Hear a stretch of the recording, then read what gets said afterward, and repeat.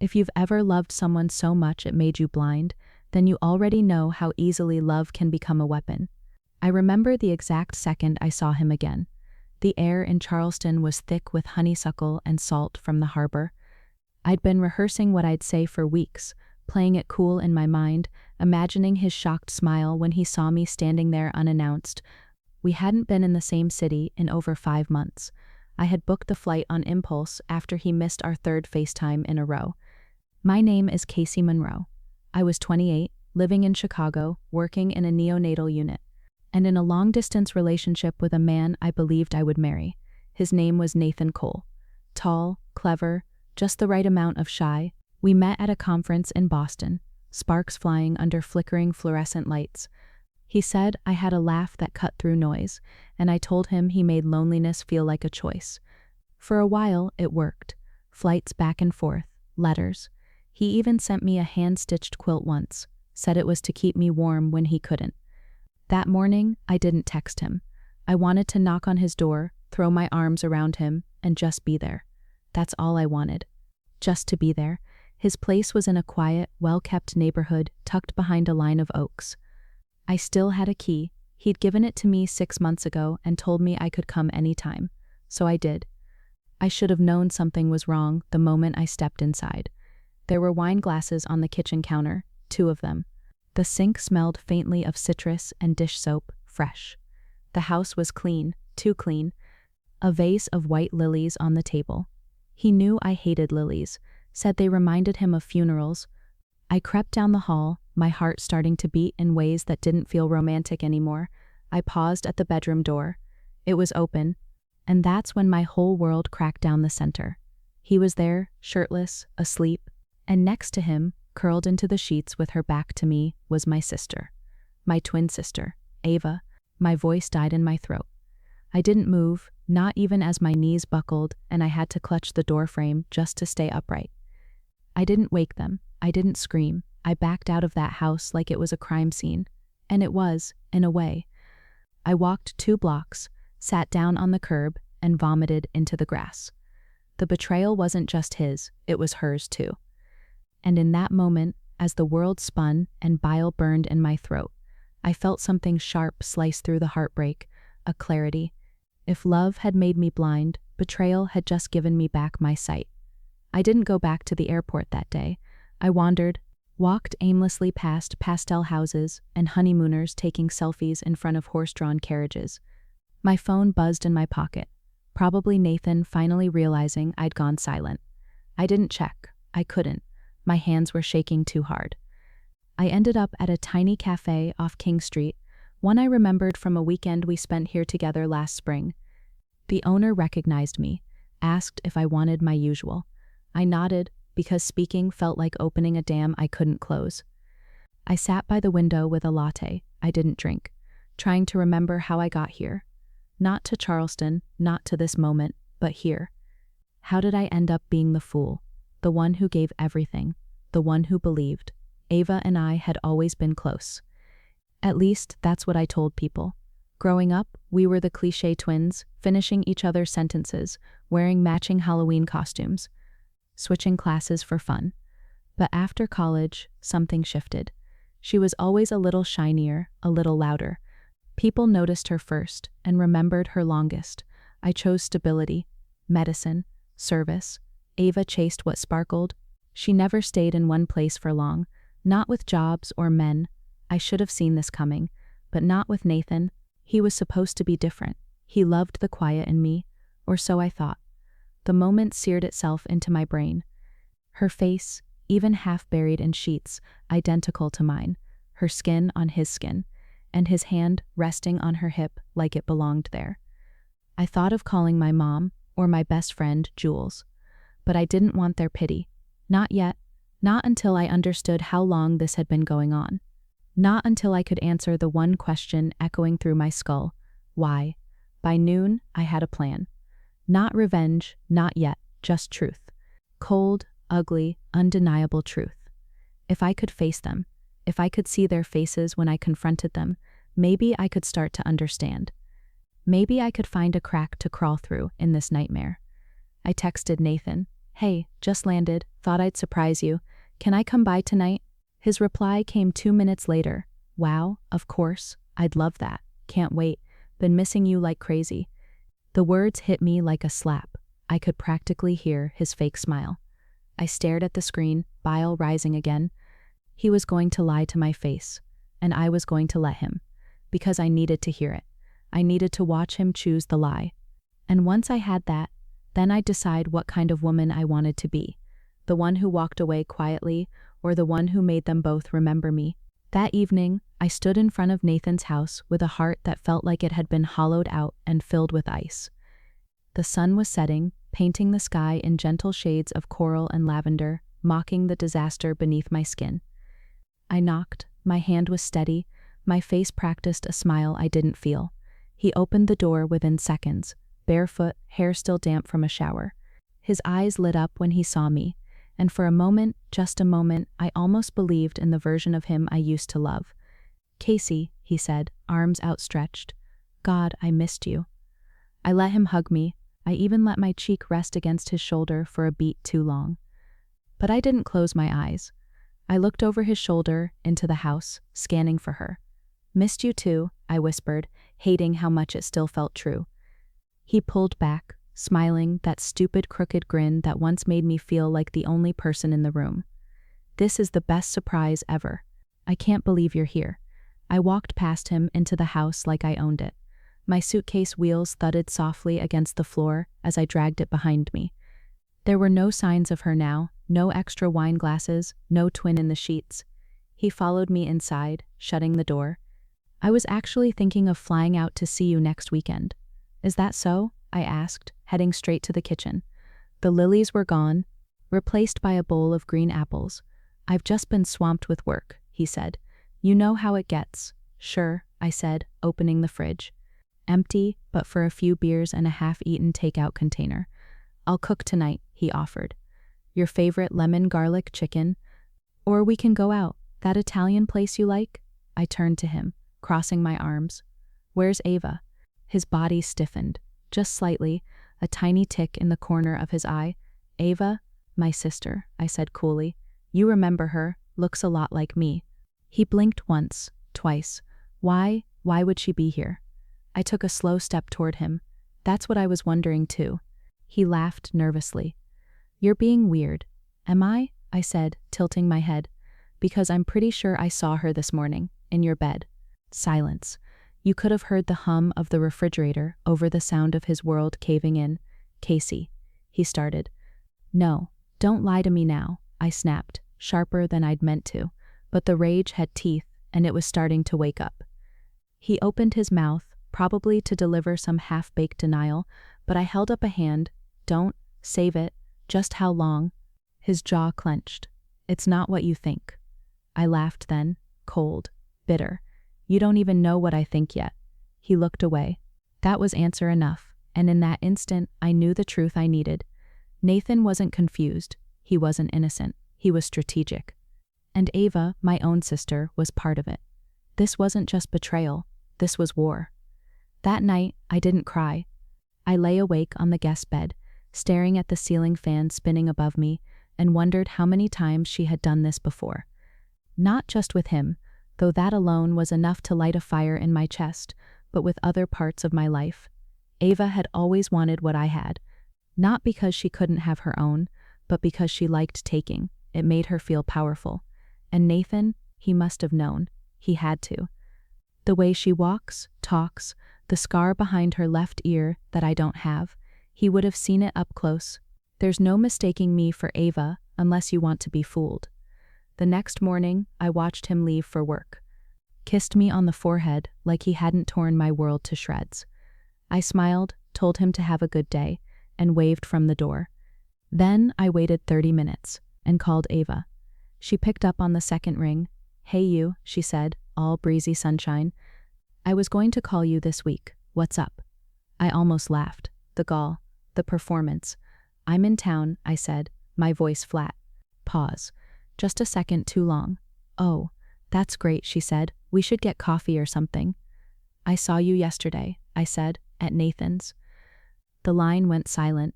I thought you were in Chicago, she finally whispered. I was. And then I had this wild idea, surprise my boyfriend. Guess I wasn't the only one with that thought. She didn't deny it. That surprised me more than anything. I didn't plan it to happen like this, she said, her voice quieter now. How did you plan it, Ava? I asked, leaning against the kitchen counter, gripping the edge like it could keep me from flying apart. Was it some kind of game? Did you want to see how far you could go? She sighed. You always think the worst of me, because you make it easy. There was a long, ugly silence between us. A silence that should have held apologies or excuses or even anger, but she gave me none of it. Only silence. That's when I understood. She wasn't sorry, not one bit. I want to meet, I said, keeping my voice cool. Just us, no Nathan. I think we deserve that much. Okay, she said, without hesitation. We picked a place on Queen Street, some little brunch spot with exposed brick and floral menus. I told her noon. I'd get there at 11:30 because I wasn't meeting her to talk. I was meeting her to watch. To see how she moved when she thought I wasn't there yet. To catch a glimpse of the version of herself she didn't let me see. It wasn't enough to confront them. I needed to understand the lie from the inside out. And when I did, then I'd start designing what came next. At 11:27, I was already seated at a corner table with a clear view of the front door and the street outside. I wore sunglasses, hair pulled back into a low bun, and no makeup. I looked like someone Ava would barely glance at. Someone invisible. That was the point. The brunch spot was exactly the kind of place she loved. Walls lined with curated vintage mirrors, citrusy cocktails served in coupes, and an entire menu section dedicated to elevated toasts. Ava liked aesthetics. She liked being seen, which meant she'd dress for the occasion. She didn't disappoint. At exactly 11:52, she walked in like she owned the room. Long floral dress, oversized sunglasses, those gold hoop earrings she stole from me last summer and never returned. Her phone was in her hand, and she was smiling at something on the screen. Texting, probably him. The hostess greeted her. She asked for a table for two under the name Casey. That stung. She used my name. I watched her be me. It felt like drowning in my own skin. I stayed still, observing. She picked a table outside where people could see her. She always gravitated toward the spotlight, like a moth to a camera flash. She sat down, ordered a matcha latte and a grapefruit mimosa, crossed her legs and tilted her head just so, like she knew someone might be taking her picture at any moment. Classic Ava. I gave it 10 minutes. Watched her check her phone twice, probably wondering if I was running late. The waitress brought her drinks. She sipped both, eyes scanning the street. Maybe she thought I'd come rushing in, all teary-eyed and broken, but I wasn't coming to fall apart. At 12:09, I stood, took off the sunglasses, walked outside. Her eyes landed on me, and for the first time in my life, I watched my sister flinch. Casey, she said, standing halfway like she couldn't decide whether to hug me or run. I sat down across from her without a word. She swallowed, tried to reassemble her smile, but it was shaky now. You look different, she said, like she didn't know how else to start. You look exactly the same, I said, almost disturbingly so. She had the audacity to laugh. I deserve that, she said. I raised an eyebrow. You deserve a lot more than that. But let's start with the truth. She leaned back. Okay, ask me anything. You and Nathan, how long? She paused, eyes flicking to the side. 2 months. I watched her. She blinked too slowly. Try again. She stared back at me for a long moment. Then finally, 6, since March. I nodded, absorbing it like a punch I knew was coming. That meant from the minute he missed that first FaceTime, they'd already started. You know he's still with me, I said, still pretending. She shrugged, like she couldn't help it. He says he's confused. I smiled without humor. He says that when he's inside you too. Her face flushed red. Good. You stole him, I said, and you didn't even need him. I didn't steal anything, she snapped. You're not a victim, Casey. He chose me. And you chose me, I said, voice low. You betrayed your sister. Ava leaned in, venom in her eyes now. You always had it easy. The perfect grades, the noble job, the boyfriend who adored you. I was just the shadow. I leaned closer. Then I guess it's time you found out what happens when the shadow bites back. She opened her mouth, but I stood before she could speak. I'd seen enough. Let her wonder what I meant. The real plan had just begun. That afternoon, I drove out to the waterfront, parked beneath a massive weeping willow, and screamed into the silence of my car. No one could hear me over the sound of the wind whipping off the water, and that made it easier. My chest ached from holding it all in. Weeks of suspicion, days of heartbreak, hours of swallowing betrayal with a steady smile. But now I had what I needed. The truth wasn't clean or satisfying. It was jagged, raw, a gaping wound dressed up in silk. Ava and Nathan had been together for 6 months. Half a year of lies, and they'd both pretended like nothing had changed, like I hadn't been the one planning a future while they played house behind my back. Worse than the betrayal was the smugness, the way Ava sipped her mimosa like she'd won something, as if my pain was just an acceptable side effect of her ambition. And Nathan, God, to hold me, kiss me, say he missed me while sleeping with her. They didn't break me, they freed me. Back at Nathan's house, I unpacked my suitcase slowly, placing each item in the dresser drawer I used to share with him. I moved like I had all the time in the world, because I did. He wasn't going to see it coming. Neither of them would. That night, I cooked his favorite dinner, lemon garlic chicken, a side of herbed potatoes, the roasted green beans he always said reminded him of Sundays at his grandma's. I made the table look beautiful, candles, linen napkins, the works. He walked in at 6:45, loosened his tie, and smiled like nothing was broken. "You cooked?" he asked, stepping close to kiss my temple. I turned, kissed him full on the mouth, and tasted the lie between us. "I missed you," I said. He smiled, oblivious. "I missed you too." We ate like any other couple. We laughed about a memory from Boston. He complimented the chicken. I watched him closely, memorizing his tells. How he fiddled with his fork when he was nervous. How he avoided eye contact when he lied. After dinner, he poured us wine and sat with his feet propped on the coffee table like nothing was wrong. "Have you talked to Ava lately?" I asked, casual. He looked up quickly, too quickly. "Not in a while." "Why?" I shrugged, just wondering. "She posted some photos from downtown yesterday." He blinked. "Did she?" He was a terrible liar when caught off guard. I leaned into him, my head on his shoulder. "It's weird, isn't it? How someone can look exactly like you, but feel like a complete stranger." He stiffened just enough to confirm everything again. I smiled into his shirt. Nathan didn't know it yet, but he'd invited a ghost into his home. And ghosts? They don't rest until the truth haunts everyone who tried to bury it. The next morning, I waited until Nathan left for work. Before pulling out the backup drive I'd tucked into my suitcase. I'd brought it without knowing why. Maybe a part of me sensed I'd need it. It had everything. Pictures, receipts, voicemails, screenshots. A year's worth of us. It was time to build the story. Not the one they told. Mine. I started with the photos, birthday dinners, weekend getaways, the Valentine's trip to Asheville, where Nathan cried and told me he wanted to marry me someday. I layered it with voice memos, him leaving sweet nothings at 2 a.m., telling me he'd never felt like this before. Then came the texts. I searched his laptop, password still the same. Ava, 1994. My stomach twisted. That was never meant for me. I clicked into the messaging app he forgot to log out of. The messages were there, like weeds in a garden.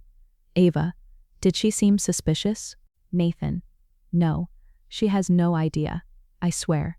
Ava, I hate lying to her. Nathan, then don't. Let me handle her. Ava, promise me this ends soon. Nathan, soon. They'd been planning something, an ending, of me. I read deeper, further back. It wasn't just an affair. They'd been scheming, figuring out how to remove me from the picture without looking like the bad guys. Nathan mentioned clean exits. Ava asked about timing the fallout. My jaw clenched as I pieced it together. They weren't just betraying me, they were trying to erase me. Quietly, neatly, like I was some inconvenient chapter in their romance. Too bad they underestimated how good I am with details. I copied the messages, every text, every photo. I recorded myself reading them aloud, calm, methodical, no anger, just truth. Then I drafted an email.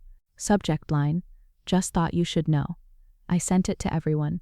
His boss, his coworkers, his mother, our mutual friends, her modeling agency, her sponsor for that dumb organic skincare line she kept bragging about.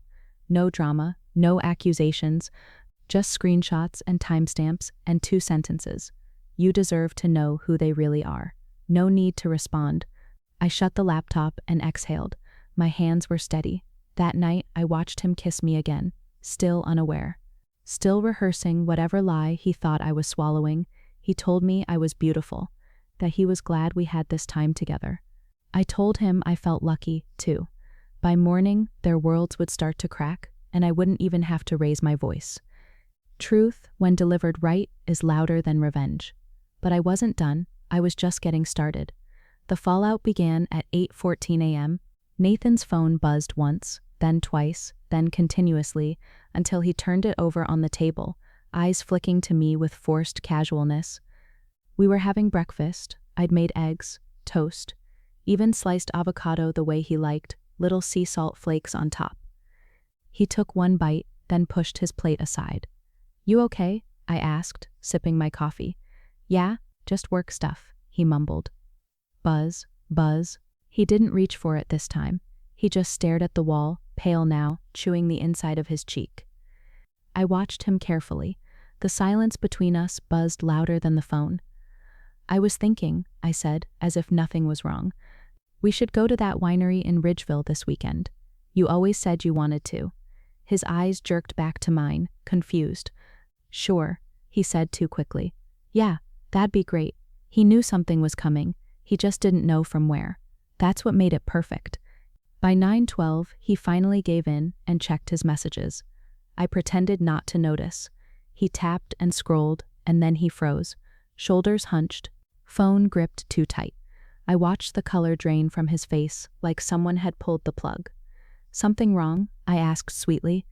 He didn't answer, just stood up, mumbled something about needing to take a call, and walked out the front door. I gave it 10 minutes, then followed. He was pacing on the sidewalk, talking fast and low. I caught pieces. "No, I don't know how, and who sent them, and you're not listening, Ava." I didn't need to hear more. I smiled to myself and went back inside. An hour later, I texted Ava, "Me, morning. Just wanted to say, you look really beautiful in those screenshots I sent out. That white lace bralette, bold choice." "Ava, what did you do?" "Me, you know how you always said I was too quiet? Guess I learned to speak up." She tried to call. I declined it. Let them scream into the void. I had other things to do. I spent the day packing, not in a rush, not like I was running. I took my time folding every piece of clothing I'd left at his place, removed all traces of myself with surgical precision, deleted my Netflix login, took my books, left his gifts, wiped my fingerprints from every surface like I was never there. But I did leave one thing. On the bed, I placed an envelope. Inside it, a printed copy of the email I'd sent. No note, just the evidence, raw and undeniable. He could read it and finally feel what it was like to be the one blindsided, the one made small by someone else's choices. I walked out of that house before he came back. Took a cab to the hotel downtown, checked in under a different name, and when I lay on that unfamiliar bed, alone but not broken, I realized something important. This wasn't revenge. This was the removal of rot, and when the infection's gone, you start to heal. By the next morning, Ava had posted a cryptic Instagram story, just a photo of her hand gripping a coffee mug with the words, "Strong women still bleed," written across it in swoopy faux feminist font. No caption, no context. I almost felt sorry for her. Almost. She was still clinging to the idea that she could reframe it all, that she could turn the truth into some empowering narrative about being misunderstood. But the comments were already turning. People weren't buying it, not when they had screenshots of her calling me too boring to keep a man. Not when they saw the thread where she coached Nathan on how to gaslight me into thinking I was distant. Nathan, meanwhile, had gone silent. No posts, no texts, no calls, just digital dust. I imagined him in his office, blinds drawn, inbox on fire. He worked in marketing. a man who sold illusions for a living, and now his personal brand, carefully curated and pristine, was unraveling like a cheap rug. But I wasn't done. This wasn't about embarrassment. This was about exposure, about holding a mirror to the faces of two people who built their entire relationship on betrayal and letting them watch it crack. I made a burner Instagram account, used an old photo of Ava and me, one from a family barbecue years ago, before the lies. I captioned it, "When your twin takes your man, your place, and then tries to take your voice. But the thing about twins, one of them always knows how to finish what the other starts." Then I posted the screenshots. Not all of them, just enough. Conversations, lies, a few pictures. I blurred my face, but not theirs. I didn't have to name them. People already knew. Word travels fast in this city, especially among the circles Ava ran in. Models, influencers, thirsty lifestyle bloggers who lived for drama and had loyalty to no one. It went viral in hours. I didn't feel triumphant. I felt clear, like my insides had finally stopped boiling. By the end of the day, Ava's agency had suspended her. One of Nathan's clients pulled a campaign, and Jules, my best friend, finally called after 2 days of silence. "Casey, I just saw everything. Are you okay?" "I'm breathing," I said. She was quiet then. "I'm sorry, I didn't know it was this deep." "That's the thing," I whispered. "Nobody ever does, until you show them." Jules was one of the few people who had stood on both sides of my life.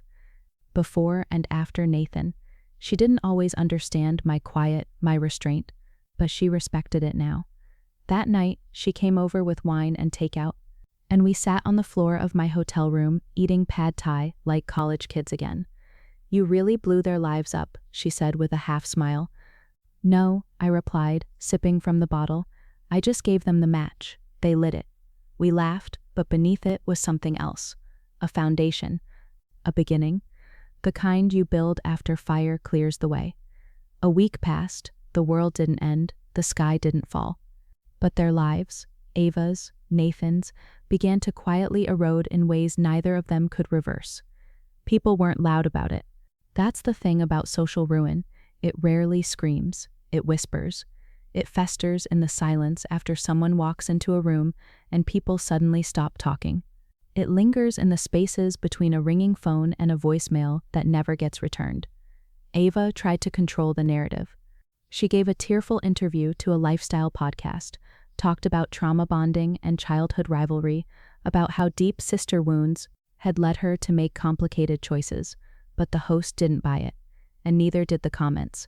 The only thing worse than betrayal is trying to turn it into branding. Nathan, on the other hand, vanished. His job posted a listing for his position 2 days ago. Quietly, no announcement, no goodbye party, just gone.